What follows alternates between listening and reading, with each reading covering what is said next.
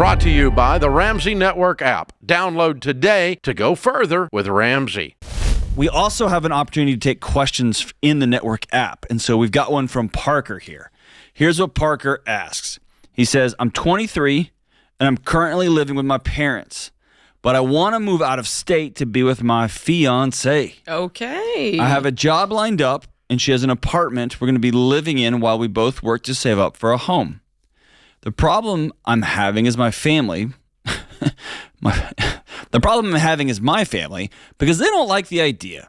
My parents have always believed in being married before moving in together, and their stance is making it hard for me to make a decision. Oh. What can I do moving forward to show them that my moving away doesn't mean I'm betraying anyone? Sounds like a Bon Jovi lyric. I just want to live my life my way. My life. Now or never. Here's the deal, Brother Parker. Rock on to the break of dawn, dude. If you want to live your life your way, go live it. Bobby Brown said it. The fact that you are having this much stress in your decision making means you don't want to just live your life your way. You want to live your life your way and have everybody else in the world go along with the way you think it should all work. And you want people with wisdom to be quiet and just do what you want them to do. And you want people with opinions or who have data or whatever to just shut up and let you do your thing. So if you want to go do it, go knock your lights out. But I don't think that's what you just want. Yeah, I got a hot take on this. Okay. You know, like I said, Bobby Brown, it's my prerogative. Like, you can do what you want to do. Like, you can. But I think, this is just what I think. I think when you're brought up a certain way, and in this case, I'm just going to side with the parents. I think this is the right way. I think it's a good idea to not live together before marriage. There's so much research around that. Anyway, I think when you are stepping out of safe boundaries and good boundaries, I think that what you're feeling is your heart going, this is not the right thing. And I think it's easier for you to say, it's my parents. I think it's you. I think you know this is not a good move for you. And you're trying to go beyond it under the guise of, it's my life. I get to do what I want to do. And why don't I feel good about this? I actually think it's your conscience going, that this ain't it, Parker. And I think you should listen to that. That's what This ain't it, Parker. Parker, this ain't it. And so I think that's what's happening. Because I know, you talked about the voices in your head. I have multiple voices in my head, yeah. But you know what I'm saying? The idea that you hear the people who you allow to speak in your life, whether in a negative way or in a positive way, their voice lives rent-free in your head, That's right? Dave Ramsey's voice will always live rent-free in my head when I go to pull something off of a shelf that I have to pay for. I always hear him in there. Anyway, you hear your parents' voice. And so I know if I had tried to strike out and move in with my boyfriend, I would have heard my dad's voice in my head like, whoa. And I think that that's what's going on. And maybe you listen to it because your parents raised you. The fact that you're writing into this show lets me know that you have somewhat of a good head on your shoulders. Maybe listen to them. And I think it's good to call out, forget all of the wisdom your parents want to pass along to you and whatever, they're old fashioned or it's just their dumb church, whatever you want to say about it.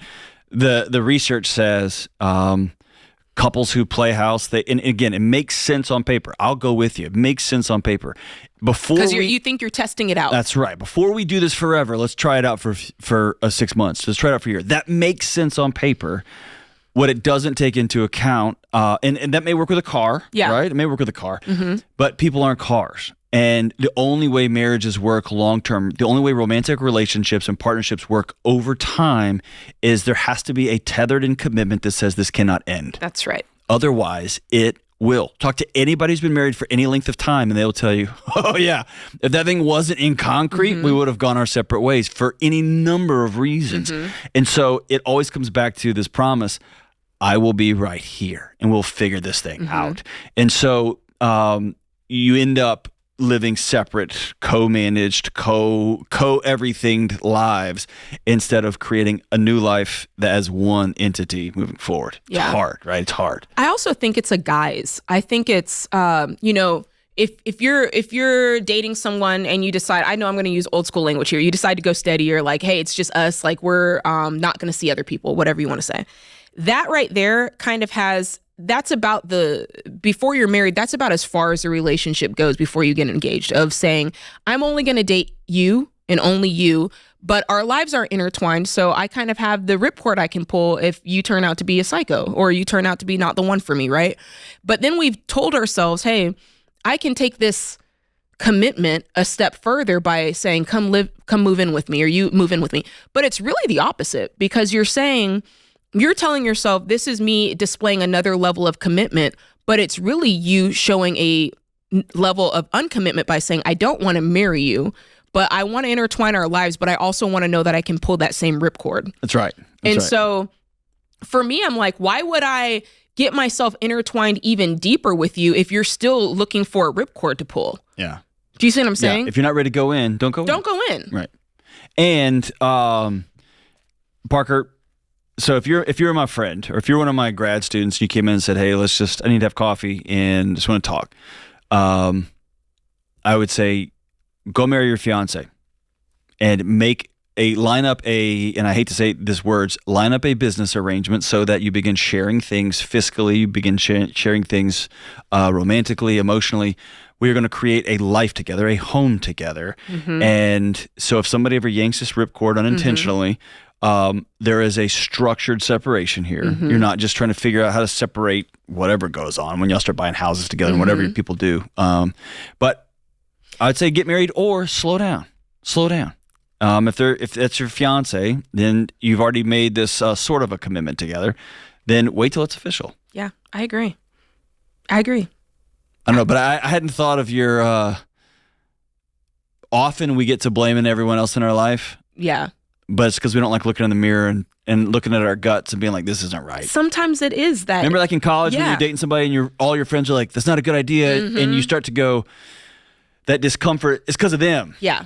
It's like, no, because I know. Listen, let's go down another trail then, John. Yeah. Because I think what it is we've also told ourselves that, and this is erroneous, good friends and supportive people, they support you no matter what. No, and they tell you the truth no matter what. Okay, and that's the other thing. Like, that's countercultural to go, I feel bad because this person is telling me a hard truth right now, or they've ingrained a hard truth in me right now.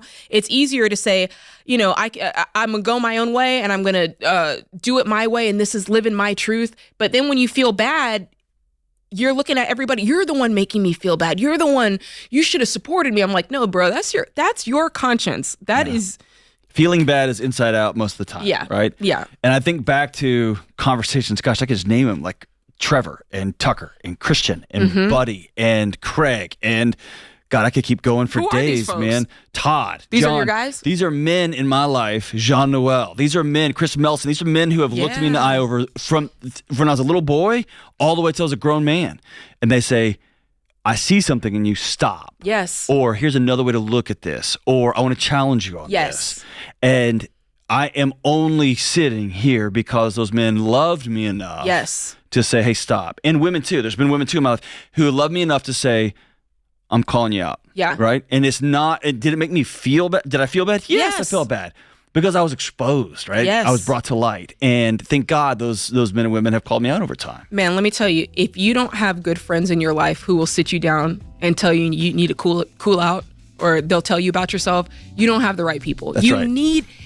Good friends do not always agree with you. And your parents, if they're being good parents, are not trying to be your best friend. They're not always going to agree with you. They're going to set you straight because they've lived a lot longer than you. Now, I'm reserving this, assuming that this is some parents who've got some sense. Some parents are a little bit, right? So fair enough. But you need somebody who's going to set you straight. And you need good people who are older than you, who have lived more life than you, to set you straight. So all that to say, listen to your parents, Parker. Listen to your parents. Brought to you by the Ramsey Network app. Download today to go further with Ramsey.